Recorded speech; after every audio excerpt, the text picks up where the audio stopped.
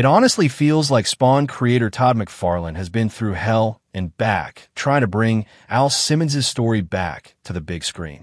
Over the years, names like Jamie Foxx and Jeremy Renner have been attached, but the project has constantly stalled. Almost like Mephisto himself has been pulling the strings. But now, McFarlane has finally shared some news that sound a lot more promising than anything we've heard in years. In a recent interview with Comic Book, he revealed that a director is basically locked in to give Spawn the big, horrifying return fans have been waiting for, but he's not rushing to spill all the details just yet. McFarlane admitted that, after making early announcements in the past that never went anywhere, he's taking a different approach this time. He said they won't reveal anything until the script is ready and there's a buyer on board.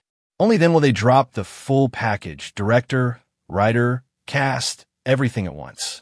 According to him, the contract for this director literally just went out last week, and from his perspective, it's an A-list filmmaker. In his words, Spawn just keeps getting lucky with top-tier talent wanting to be involved. This update comes nearly a year after producer Jason Blum confirmed that the first script draft had been finished, titled King Spawn. While it shares a name with the comic run, it's not the same story. Still, Blumhouse has continued to back the project, which is a huge relief since their horror track record speaks for itself. If and when this mystery director officially signs on, fans can finally expect the hellbound anti-hero to rise again with that signature Blumhouse horror edge. The Spawn reboot has been one of the most cursed comic book movies in Hollywood history.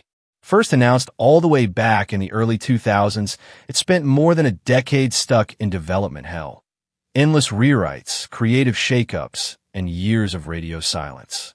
But with a new title, King Spawn, and Blumhouse steering the ship, the same studio behind The Purge, Insidious, and The Black Phone, this could finally be the version that sticks. Oh, and it's officially rated R, so expect it to be every bit as dark and brutal as Spawn deserves. What really makes this reboot stand out is that it's not just another cookie-cutter superhero versus villain story. King Spawn is aiming for something way heavier. Moral gray areas, questions of identity, loss, and even a touch of cosmic horror. If they pull it off, this could be a whole different kind of comic book movie. Darker, more mature, and a lot more emotionally raw than what audiences are used to. This is the R-rated version longtime fans have been begging for since the 90s. The script is already finished, and the next step is securing the director. McFarlane says that call will be made within the next 3 months, and once it's official, they're planning to move straight into production. That means lining up the right producers, locking in full funding, and, most importantly, keeping the studio suits from watering it down. Blumhouse is backing him all the way, and McFarlane has promised the R rating is non-negotiable. With the massive success of films like Deadpool and Joker, he feels like Hollywood is finally realizing R-rated superhero films aren't just doable, they're box office gold. If that's true, then Spawn might be the perfect anti-hero to lead this darker, more grown-up wave of comic book movies. Back in the 90s, Spawn exploded onto the indie comic scene like a grenade, blowing a hole straight through Marvel and DC's monopoly. He was brutal, edgy, and completely anti-establishment. McFarlane has been clear from the start. Spawn was never meant to be a shiny, caped hero. His vision is to make him something mythic and terrifying, more like the xenomorph in Alien or the shark in Jaws. A force of nature, not a savior. And his ambitions go way beyond just one film. McFarlane has been dreaming of a full-blown Spawn cinematic universe for years, and King Spawn is supposed to be the cornerstone. A world dripping with darkness, moral dilemmas, and supernatural tension. Think the early days of the MCU, but with a grittier, nastier edge. If all goes well, it could open the door for stories about Gunslinger Spawn, She-Spawn, and a whole roster of twisted characters from the Spawnverse, each with its own tone and identity. But none of that can happen unless the first movie lands. And that's exactly what McFarlane is dead set on making sure of. Blumhouse officially joined the project back in 2017, bringing exactly what this franchise has always needed: horror chops and a proven formula for making low-budget, high-impact movies. One of the earliest drafts was actually written by Todd McFarlane himself, and it was a massive departure from the comics. His version was stripped down, gritty, and indie in tone, focusing mainly on Detective Twitch. Spawn wasn't even the lead. He was more like a ghostly figure haunting the story from the shadows while the detectives tried to piece together the mystery. That draft even took place in 1980s New York, skipping Spawn's origin entirely and throwing audiences right into the chaos. Some fans dug the concept, but it never got off the ground. McFarlane's whole strategy at the time was to keep the budget tight, somewhere between $10 and $20 million. That way, he could maintain creative control and keep studio meddling to a minimum. Jason Blum was on board with that vision, an R-rated, horror-driven comic book film that leaned on atmosphere instead of spectacle, something that didn't look or feel like any other superhero flick. The script has gone through a long, messy evolution. McFarlane first started writing it back in 2010. By 2016, he had a 183-page draft, which is basically a novel by Hollywood standards. From there, other writers were brought in to refine it. Brian Tucker, Scott Silver, Malcolm Spellman, and Matt Mixon all took their turns shaping the story. That lineup isn't just random comic fans. It's a team designed to deliver something dark, layered, and dramatically mature. At one point, the plan was still to center the story on Detective Twitch, reimagined as a grieving father who gets caught up in a series of horrific crimes tied to a shadowy, inhuman presence. Spawn, in that draft, wasn't so much a character as he was an urban legend, always lurking, never fully in focus. We don't know how much of that angle survived into the current script, but it wouldn't be surprising if some echoes of it still remain. As for casting, Jamie Foxx had his eye on Spawn as far back as 2013, and by 2018, he was officially attached. Around that same time, Jeremy Renner signed on to play Detective Twitch.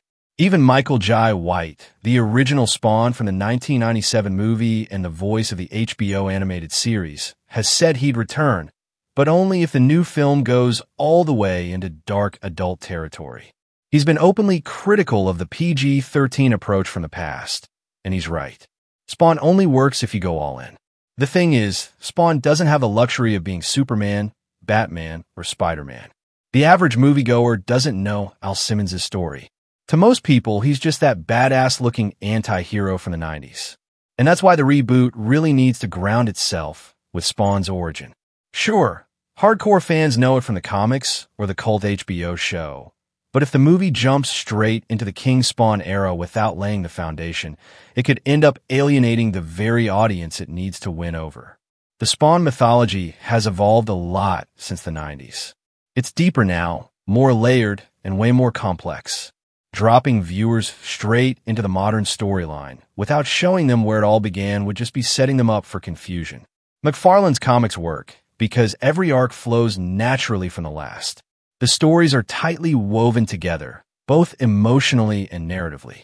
Without knowing Al Simmons' tragic downfall and how he became a Hellspawn in the first place, the newer chapters, including King Spawn, lose much of their emotional punch.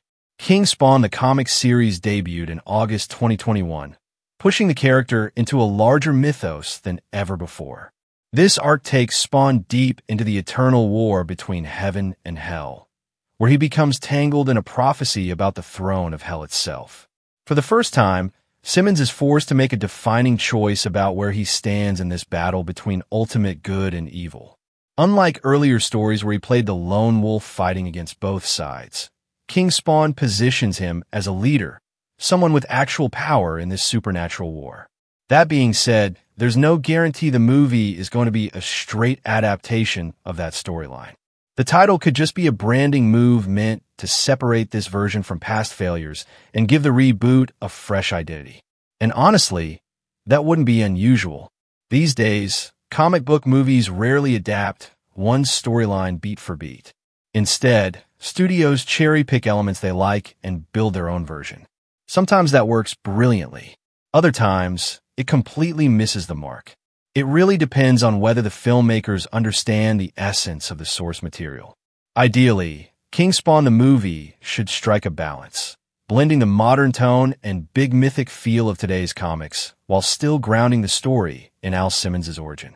Start with the man. Show the betrayal. Show the descent into hell. Show the tragic deal that dooms him.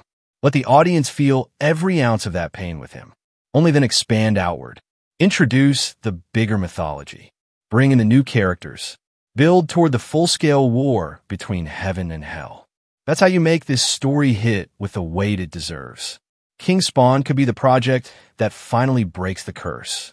Hollywood has changed a lot since the campy days of the 90s. Audiences today are far more open to dark, violent, character-driven stories. If there was ever a time for Spawn to rise, it's now. What sets this apart is McFarlane's relentless push for authenticity. He's not chasing Marvel-style spectacle or DC's blockbuster scale. He wants Spawn to feel raw, mythic, and unsettling, like a nightmare crawling out of the shadows and onto the big screen. Todd has described Spawn less like a superhero and more like a horror icon, closer to Freddy, Jason, or even Dracula. That's where Blumhouse comes in, because they know how to take horror concepts and turn them into box office gold without losing their bite. Blumhouse movies thrive on atmosphere, tension, and dread, which is exactly what Spawn needs to stand out in a superhero-saturated market. And with an R rating already confirmed, McFarlane is free to lean into the violence, the gore, and the psychological terror that defines Spawn's world. This isn't a story about a hero saving the day.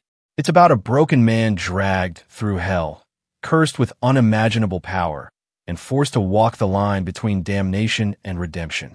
That unique identity could give King Spawn the kind of staying power most comic book reboots only dream of.